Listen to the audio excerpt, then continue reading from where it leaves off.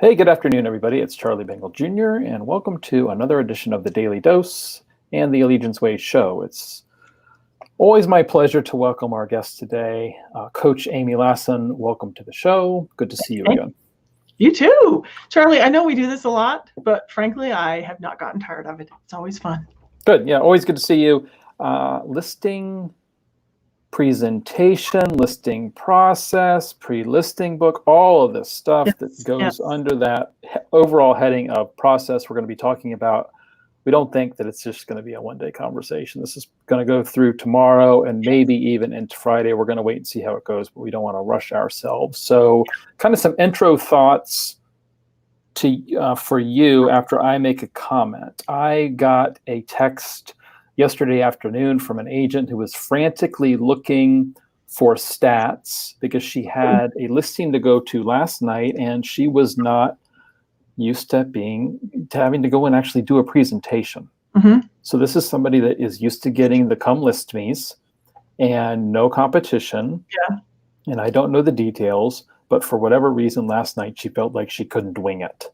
So you've talked, and I want you to kind of discuss this in your intro comments about everybody gets the same treatment. They get the same process, whether it's a come list me or it's a knucklehead that wants to interview 10 agents and you're one of the 10, right? So from one extreme to another, can you just kind of, within these introductory thoughts, talk to me more about your thinking behind the idea that everybody gets the same treatment and the why behind it? I'm so glad that's where you started. I love how organic this show is. It just always... And boy, is it organic. If people could see the behind the scenes, they'd be shocked. But I love it. I love, what does that mean? Oh, Jello. Hello, Nancy. So perfect place to start. And I had this happen this morning on a coaching call. I had an agent say, Amy, I've decided I'm not going to work on my listing presentation. It's fine. I don't really need it anyway. I just tell myself. The reason everybody needs to get guided through the presentation, guided through the process listing or buying is because they deserve it. Selling a home is a big deal. Yeah. Buying a home is a big deal. They shouldn't have to trust you. They shouldn't have to just have you win them over. And then day to day, they wait to see what will happen. Maybe Amy will call us. Maybe she won't. We'll see. Maybe we'll have showings. Maybe we won't, right? Yeah. It's a white knuckler. And too many agents, and you all know them, and maybe you are them. Most of us are drama queens. We take pride in putting out fires. And the thing that a quality listing process and a proactive buyer process does is it prevents the fires before they start. So please, please, please take this seriously. Reduce stress. Make it smoother and happier for all involved, including you. Get your time back, get your sanity back, and guess what? Double your referrals. Boom. I like it. And you know what? Our clients aren't looking for a hero. Our clients don't want to be in a position to where they need one.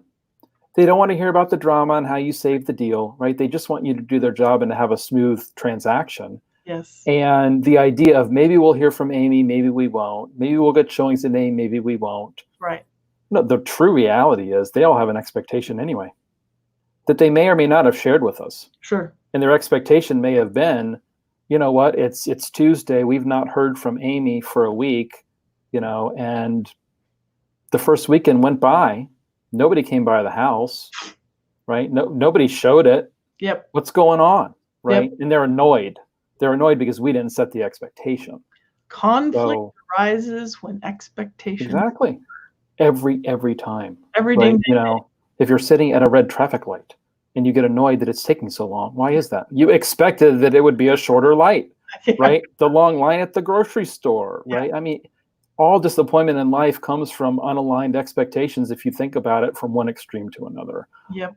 So where do we want to start? We have a nice long outline that I think let's just start sharing. Let's just run through it. Fair? Well, but so I want to say, everyone, so hear us out. We are not kidding. And if you don't hear us today, you will either hear us in a year or 5 years, or you will live your whole career in chaos. And maybe I sound harsh, but I promise you the day you embrace what we're trying to tell you will be the day your business is yours, and you feel sane, right? You have the success you want to have. Right. So yes, we're going to go through a big picture outline, and what we're covering today, kind of, what we're starting today we are starting to cover the entire listing process. And most people obsess about the listing presentation, that 2 hours that they're fighting for their life, fighting for their commission at the kitchen table. But I will tell you, if you lengthen that relationship with a longer listing process that includes every single step in the communication process, you will not only make that kitchen table conversation way smoother, you will, guarantee the longevity of that relationship. And I actually have a story from my sister's business. She told me, I got the come list me call. Hey, Amy, will you come list my house on Monday? It was not, we're interviewing multiple agents. Yep. We saw your sign in the neighborhood. This was someone she knew, and I don't remember if it was a friend or a past client. Oh boy, I think I've heard this story before. Go on. Right. She knew this person, right? Yep. Shows up at the house, asks a ton of good questions, goes through and takes a real good inventory, promises a stager, promises a photographer. What do we even do about the pit bulls? Got it. Yep. You know, what's Tim's schedule? Are we on track? Got it. You know, thorough. Bam. 3 days later, somebody else's sign goes up in the yard. Yep. You know, she calls and she's like, whoa, what happened? And the woman says, oh, we love you and all, but this other realtor just had so much marketing. Right. And she said, Amy, nobody has more marketing than me. Why did I skip that part? Why did I assume she didn't need to see it? So, yeah, never again. She always gives the full deal. Yeah. Well, and, you know, we're going to talk about the pre-listing book that we have that our associates can use. And Tom Ferry likes to say, what experience do you want your client to have, and when does that begin? Yeah. And that's the decision that we have to make, right? And ideally, the client is so impressed with our pre-listing book and the way we've put it together and the professionalism of it that they want to hire us before we even knock on the door, right? We don't want to be the agent that shows up with a folder and a bunch of loose leaf paper and throws up Remax and Charlie Bengel all over them. Doesn't talk about them and their needs. It's just me. And we know that's how 90% of agents are doing it. Yeah. Right. So I'm going to go ahead and share my screen. And I will try to zoom in here, but go ahead and get started as I zoom in, Amy. Right. And I'm going to zoom too. Okay. So first things first, the thing that happens in the pre-listing section of your master checklist is that initial conversation, right? Either they called you, you called them, and you're talking about what are their reasons for selling at this time, what's going on. And it's really important that you follow a standard form, that you follow a standard script, and don't be scared away by the word script, but it's a standard set of questions. You fill out the form every single time. We are all guilty of having winged it a little bit on the phone. We get excited and we say, see you Wednesday, and we just don't have enough information, like, oh, is the other person on title going to be there? Oops, right. I forget to ask that question. So the initial interview with the seller over the phone is absolutely a huge, vital part of this. And Charlie, tell us about the dialogue that's available for that. So it's already ready to go. And I would just say that that's the bare minimum. Yeah. Right. And you and I we're constantly talking about the importance of going deeper.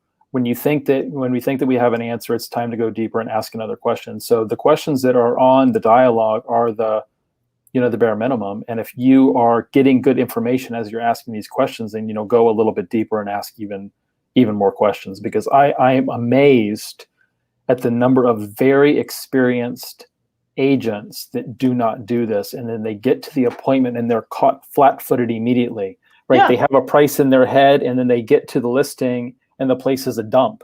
Sure. And they get put back on their heels. And I mean, what does that do for your whole psyche, right? And you're automatically at a disadvantage. So we want to have a really good picture of the situation, of those sellers, their motivation, what the house looks like, all of that before we get there. Yes. Because that's going to help us ultimately get the listing, right? If we don't know their motivation, I was talking to an agent earlier this week who wanted the seller to do a price reduction. And what do you think my very first question was? What's the seller's motivation? Do you know what the agent said? I don't know. Yeah. I don't know. Right. Yeah. So knowing, and then my next question was, do they own the house free and clear? I don't know. Well, if the place is vacant, so are they carrying it with a monthly nugget, right? Or are they able to, are they just paying the taxes on it? Sure. Right. Or insurance. And that agent not knowing that, put them at a disadvantage when it came time to talk about a price reduction. Yeah. So The listing appointment qualification dialogue is already in the Allegiance Way. You click scripts. It's been there for months. And I would just encourage everybody to watch, everybody watching it, take those, make those your own. I would say that is the most critical piece that I see people miss is those questions. And Charlie, I want to take another pause for a mindset shift here, because I think as we go, it's possible that some of our listeners will say, geez, this is a lot. Yeah. Right? Really? I have to do that and that and that and that. And I have to grill them before I meet them. Like, what about rapport? The thing of it is, the more you practice these things, the more fluid you'll be, right? The more practiced and more calm. It will not feel forced. It will not feel like too much. And so I want to share the example. There's a woman in my office who is one of the most systematized listers I have ever seen. It is always her way or the highway. You want her sign in your yard, you're going to do what she tells you. And she's not subtle about it, and she's not flexible about it. Now, she's earned the right to be that certain. I'm telling you, she provides extraordinary service, and she doesn't make them guess what she's going to do for them. I remember a story she told me. She had someone call her, and he said, I need your help, and I have to apologize right now. I listed with someone else. And she said, okay, I'm listening. And he said, it's not going well, whatever. Please look at the house and tell me what needs to be done. And she said, well, I can't. That's sign crossing. And he said, oh, that person is fired. Please, I'll do whatever you tell me. And she looked at it on the MLS, and she was like, I will not list it unless. And she just said, dude, my way or the highway. And so people really appreciate that about her, that she has a plan, she has a system, she has a process. So please don't doubt that creating a system and a plan and sharing it will not be persuasive and welcome. And what a great place to be as an agent. Right. I mean, you are in demand when you know your process, and that process has gotten results time and time again. Right? Neighbors talk, they know, this guy knows what he's doing, this gal knows what she's doing, this is who you want to list your home. Another thought about, this is a lot, and it is a lot, right? But, these are job interviews. These are job interviews for a, 2 to 3 month part-time job of a few hours a week, that at least in my company, our average commission is $10,000. Absolutely. So the pay is very high. So when I hear, oh, it's a lot, it is a lot, right? But you're going for very high paying part-time jobs. And what's good is that you don't have to change up the interview significantly as you apply for more jobs, if you will. It's just the same system over and over again, and you get to perfect it. And then the last little bit of pontification, if you will, would be practice, get a role play partner, right? Tom Ferry is such an advocate of this. And he says he doesn't care if you've been in the business for 5 minutes or 50 years, 15 minutes of aggressive role play every morning, right? When we talk about routines, it's going to be in there. And I would much rather role play in front of a peer than somebody who may or may not be stroking me a check for $10,000. Yes. But it's a dirty word, right? Accountability and role play, those are dirty words in this industry. And we just need to get over it, right? And be prepared for this part-time job. Okay, let's talk pre-listing packet. Great. So we've talked a lot about this, Charlie, you and I have, and everybody does it a little bit different. And I'm just going to go ahead and give you guys some rope if you want it, although sometimes we just have enough rope to get ourselves tangled up. So you can do it in a one step if you want. You can stick all the information that you want to cover into a single appointment and go through it. That can tend to be overwhelming. It can tend to be a lot. When you send the majority of what most of us consider to be a listing presentation in advance as a pre-listing communication, you can lengthen the relationship. You can lengthen the time that the consumer has to really process what you're saying. You can basically, you're sending the about me in advance, right? It's about my company, about me. It's my stats. It's my testimonials. It's my track record. You may even do some high level samples of your marketing. I like to do the in-person, really drill down on here's what I'm going to do for you and here's what it looks like in person. But you can do some big picture and then have a few tie downs, leave them with some assumptive closes about making copies of the keys and things like that. So I think those are the things to send, that you understand the market, that you have a vision, and then testimonials can be a really helpful thing to send in advance. What do you think, Charlie? What would you say is the best way to package up yet pre-listing communication? Basically what you just said. And, I'll be honest, I I give you 110% full credit for the buyer book that we will eventually get to. I mean, I totally ripped off yours, right? Mm-hmm.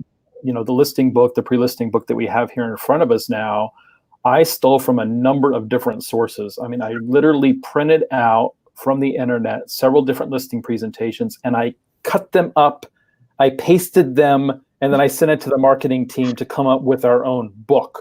So Yeah. I think it's the best of the best. That doesn't mean that it's perfect, Sure. but if you're working with nothing and this gets you 90 to 95% of the way there, fantastic. Right. So let's run through this book, real quick.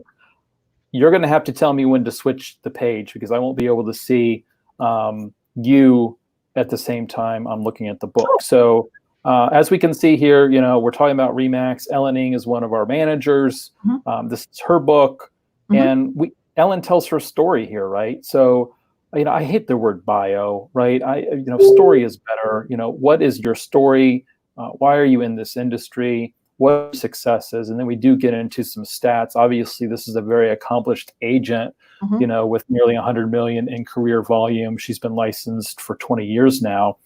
And we move on to the next page. Just as you're saying, Amy, it's testimonial time, right? And there's room in this book for 10 testimonials, depending on their size. We have 8 of them here.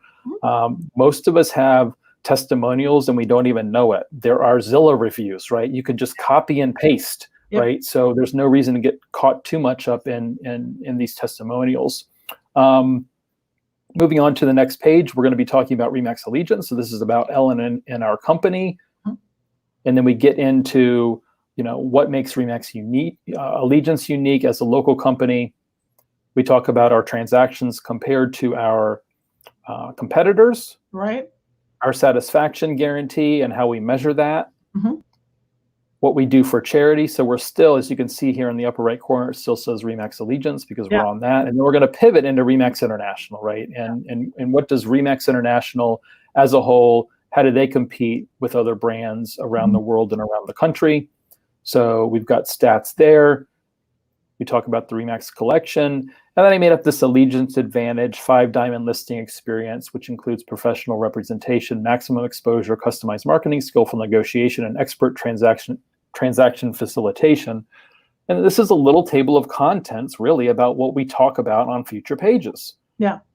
So we talk about the professional representation and the fact that our agents have on average 15 years of experience. We talk about where the listing syndicates to and the fact that RE/MAX.com has over 90 million visits per year.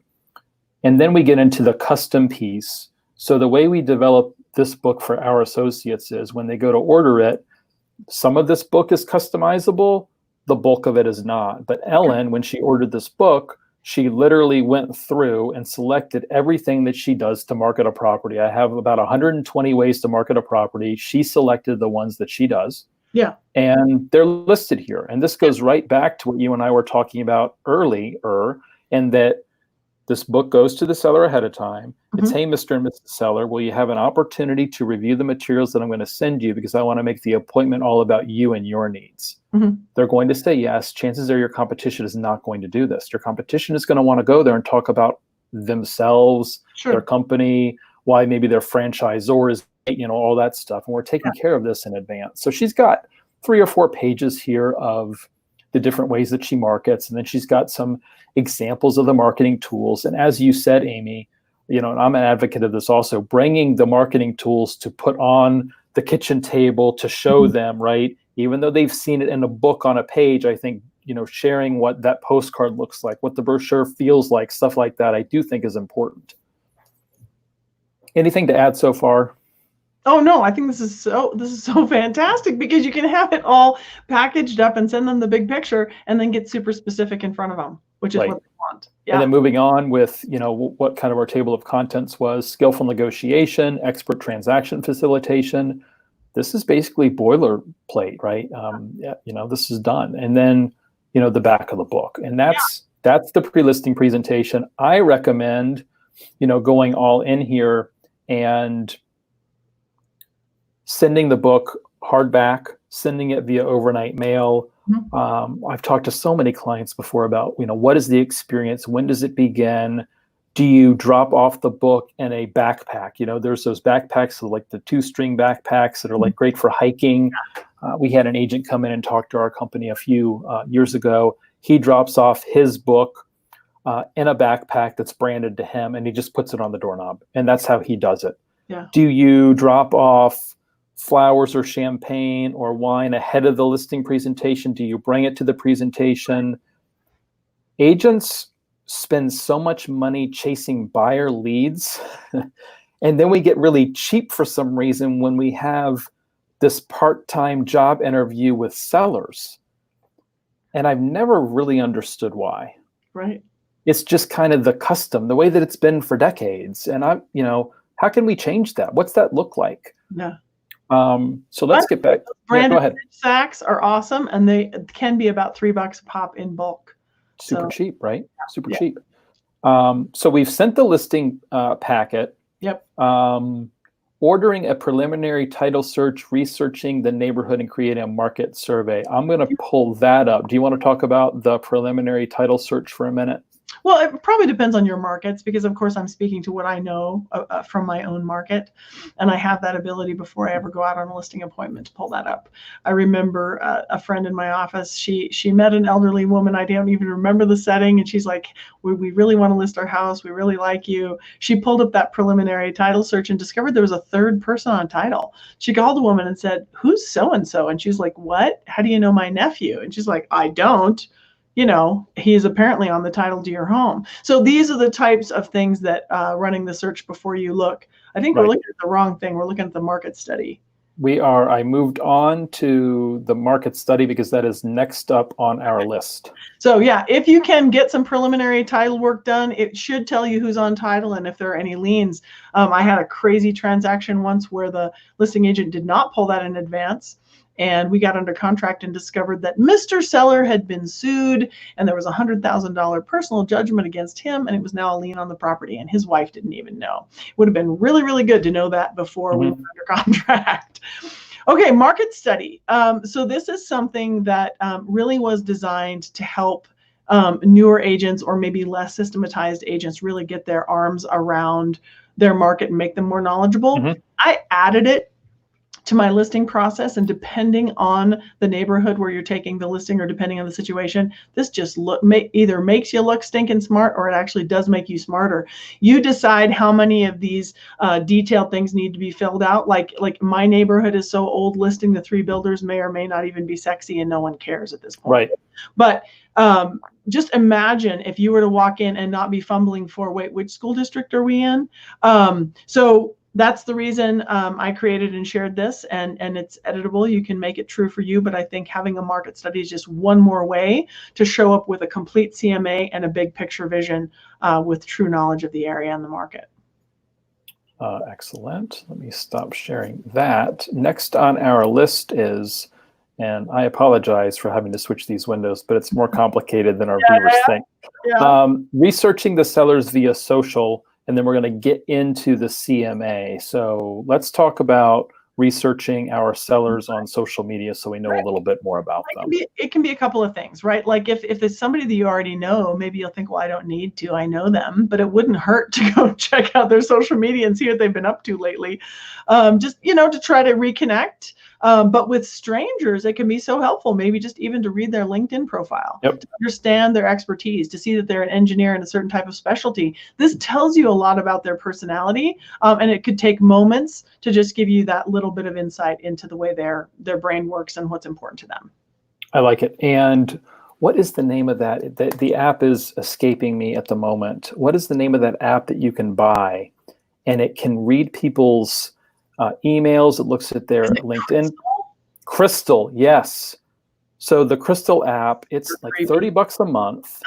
It is a little bit creepy, and it will read somebody's LinkedIn profile, and if they've emailed you before, it can read their email, and it identifies what type of personality it believes that person to be, and then it will even go deeper, and you'll be able to select, I need to sell this person something, and it tells you how to talk to that personality type. So Crystal, CRYSTAL app, like $30 a month.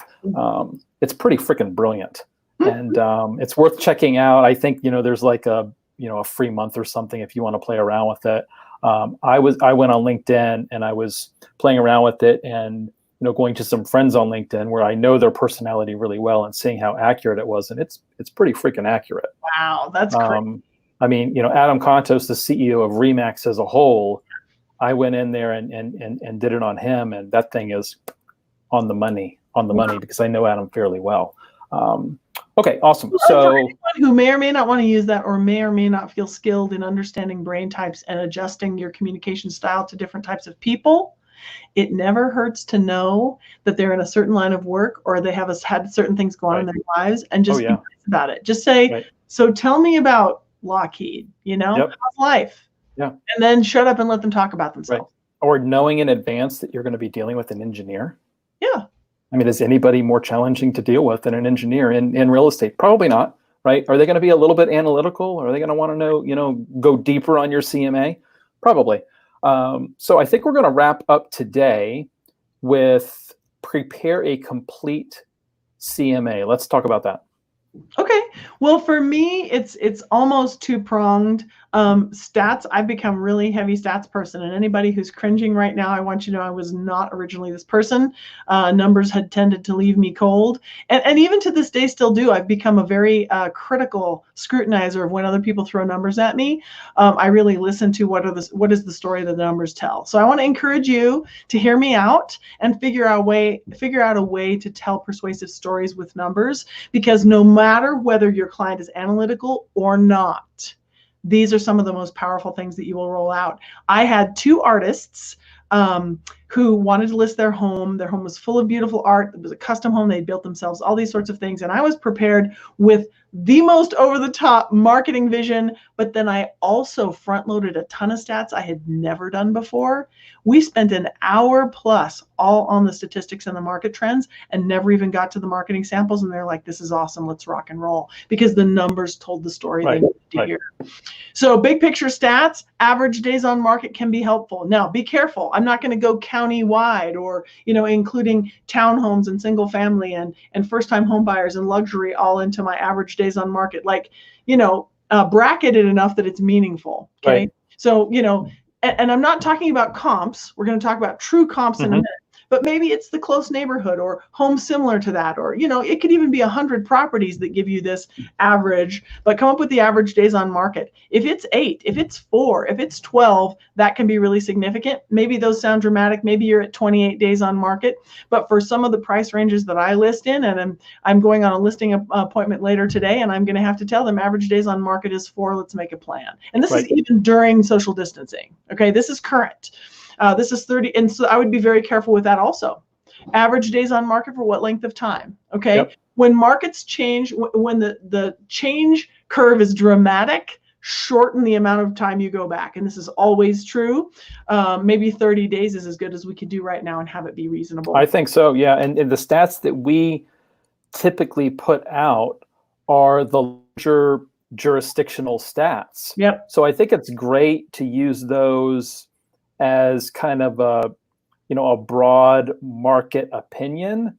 But yeah, I mean, if agents are watching this, please don't use the stats that I give you all, average days on market for the entire District of Columbia, and then go in and use that in a Logan Circle condominium, because they're going to be very different. Yep. So we need to do our specific research. Yes. Yeah, that's for marketing. That's not for comping a house. So that's what I would do, probably 30 days. And then list to sell ratio, super, super important. Again, really, really bracket the sampling that you choose for it representing that list to sell ratio. In my market, we are seeing more than asking. So in the appointment I'm going on today, I'm going to be telling them we're seeing 101.34% of asking. Okay. But let's look at the details there, right? This is at the time of contract. This is not after, 60 days of price reductions. So those are the two stats that I absolutely always come prepared with. But then the actual comps, I print them out long. This is the old school way.